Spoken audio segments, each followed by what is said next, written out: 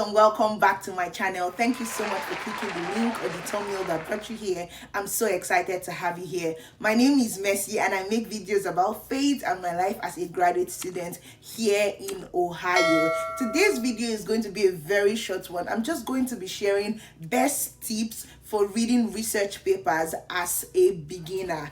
So I'm a grad student, I'm in my third year molecular biology, so what I can share would be most applicable to beginners. So let's get right into the video.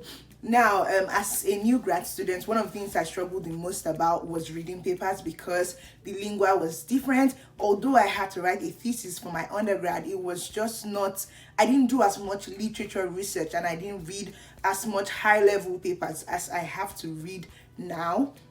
So yeah, I understand. Basically, I understand you if you look at the papers and you're like, what is going on here? It used to take me like 1 week to really digest one paper. So I totally get you if you're in those shoes. But yeah, let's dissect the best way or best practice with reading papers as a beginner or learner, right?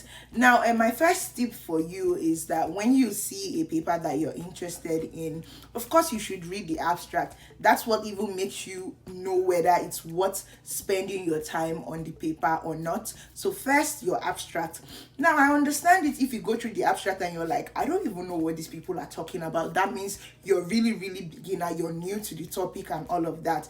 If that's your case, then no problem, go on to the introduction. But if that's not your case and you see that this paper is something you're actually interested in, still go on to the introduction. So when you go to the introduction, you need to pay attention. You're a beginner, so introduction is what helps you understand your field. So you're taking note of like just words that you're not familiar with. You're taking note of sentences, phrases, just the lingua in your field that you're not familiar with, so that you can go on to check the definitions, study more about them. You want to make sure you understand every paragraph in the introduction, because this is actually what will help you become an expert in your field, knowing the basics first of all. Now, after the introduction and after you've been able to assimilate the introduction, it can take you however long, just take your time. The next thing I suggest you go to is the results, not the methods. And honestly, for beginners, if you're never going to do the experiment, I think you don't need to read the methods. If you're never going to carry out that particular research or that particular experiment or carry out that particular study, if you're in the social sciences or whatever, you probably don't need to go through the method, because the methods are often written poorly. They are written for experts who understand what's going on. Sometimes they are written with a lot of abbreviations, so they can just make you very nervous and feel like you don't even know what you're doing. So what I would advise is that you go to the results. Now, you need to pay so much attention to the results. Pay so much attention to the results. You want to make sure that you understand every subheading or paragraph or figure in the results. Now, this is where what I typically do is I will take my notes and my pen, and for every subheading I go to, I would read that section and then try to rewrite it in my own words, trying to explain, or maybe you can use arrows or whatever, just to explain what this particular research paper actually means, or what this particular result actually means. From the introduction, you already have an idea of the problem they are trying to solve, which is something you will be looking out for in the introduction. You already have an idea of what this paper is about, what they are trying to do, what is the reason for the paper. So when you have that idea from the introduction, coming into the results directly, you are basically seeing, okay, did they actually solve this problem they set out to solve? And with each subheading, you should be able to figure that out. So for every figure, you want to be able to understand and explain that figure to somebody else. Sometimes you may want to talk to yourself just to be sure that you really understand what they're talking about. So you do that for every figure, every subheading, so that you can, at the end of the day, state in one paragraph basically a collection of the results that they were able to get after the experiments that they carried out. So result section is the meat of the paper. you want to be able to compare with the abstract. Okay, in the abstract they said they found this, did they actually find it in the results? What particular parameters did they find using whatever methods in the result? So yeah, result section is very important. Next, what I advise is that you go to the discussion. Don't skip the discussion. I know it looks like just a lengthy paragraph, but discussion is also another way you can get familiar with your field. Discussion, they are going to be comparing their work with other people's works. They are going to be trying to say, oh, this has been done, there was this gap, and that's why we did this. Oh, this other method has been used. So with that, you have like a broader view or broader perspective of the research in the context of the work other people have also done. During your discussion section, I strongly suggest that you take down names of other papers or names of other authors that you would want to check out because they've done similar work that you probably will be interested in. So your discussion is very, very important.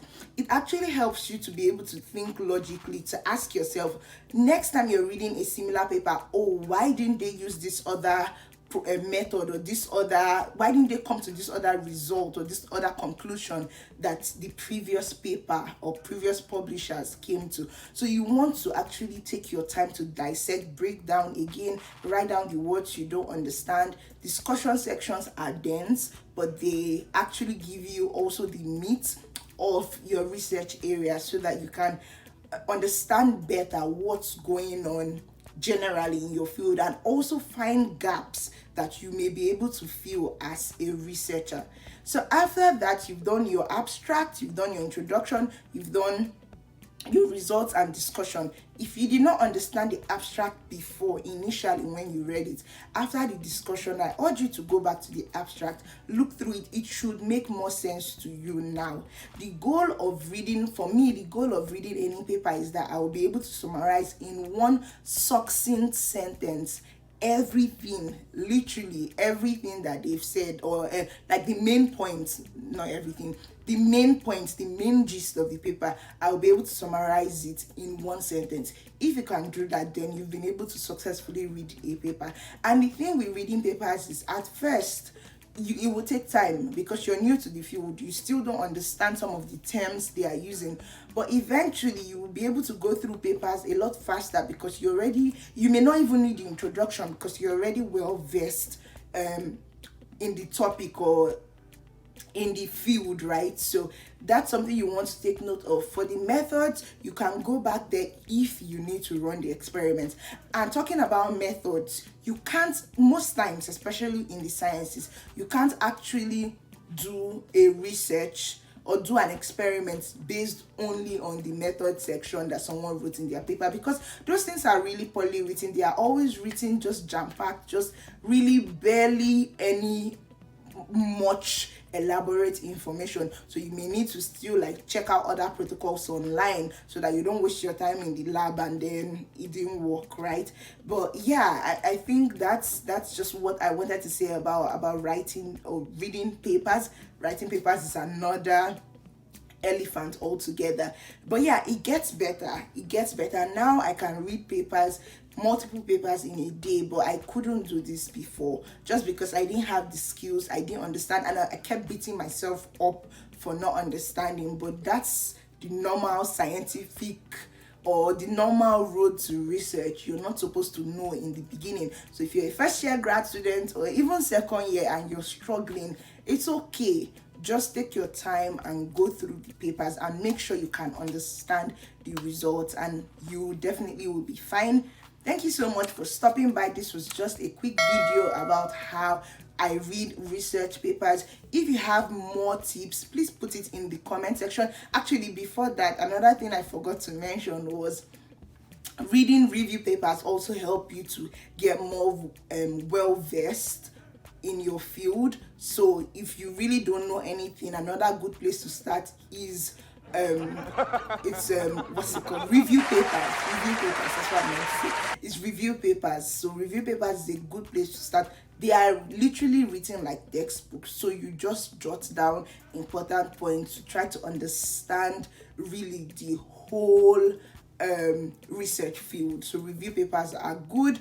And then when reading the methodological papers, you use the tips I just mentioned. Okay.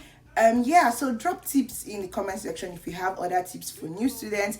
Tell me also video ideas you would like to see as a grad student, and I will see you in my next video. Don't forget to subscribe if you like my content. Turn on the notification bell so you get notified every time I post something new. And yeah, have an amazing day. Bye.